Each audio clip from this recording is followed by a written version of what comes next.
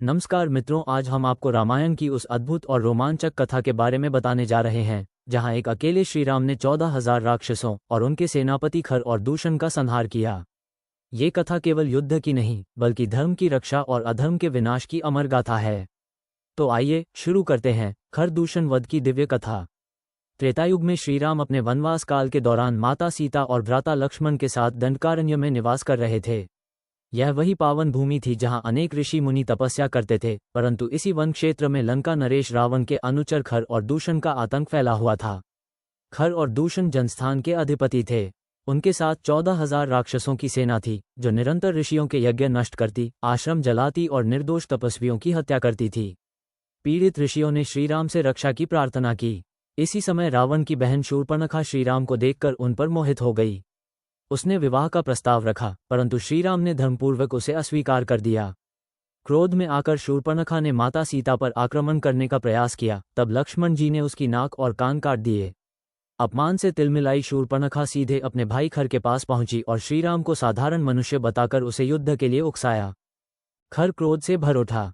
उसने दूषण को बुलाया और 14,000 राक्षसों के साथ श्रीराम पर आक्रमण करने निकल पड़ा।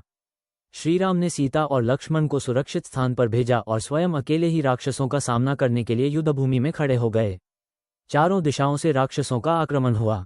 आकाश बाणों से भर गया, धरती कांपने लगी, पर श्रीराम शांत, स्थिर और तेजस्वी बने रहे। उनके बाण अग्नि के समान प्रचंड थे। कुछ ही समय में श्रीराम ने अकेले ही 14,000 राक्षसों का वध कर दिया। ये दृश्य देखकर देवता भी विस्मित रह गए।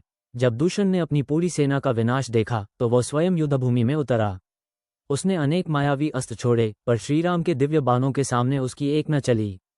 श्रीराम के एक तेजस्वी बाण से दूषण का सिर धड़ से अलग हो गया और वह धरती पर गिर पड़ा। अब केवल खर शेष था। अपने भाई और सेना के नाश से वह उन्मत्त हो गया। भयंकर गर्जना करता हुआ उसने श्रीराम पर अंतिम आक्रमण किया। दोनों के बीच भयानक युद्ध हुआ, परंतु अहंकार में डूबा खर श्रीराम के धैर्य और धर्म के सामने टिक न सका। अंततः श्रीराम ने एक शक्तिशाली बाण छोड़ा जो खर के वक्षस्थल को चीरता हुआ निकल गया।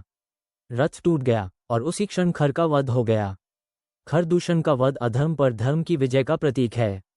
इस घटना ने रावण के अंत की भूमिका तैयार की। यदि आपको ये कथा पसंद आई हो तो वीडियो को लाइक करें, चैनल को सब्सक्राइब करें और कमेंट में जय श्री राम अवश्य लिखें। जय श्री राम।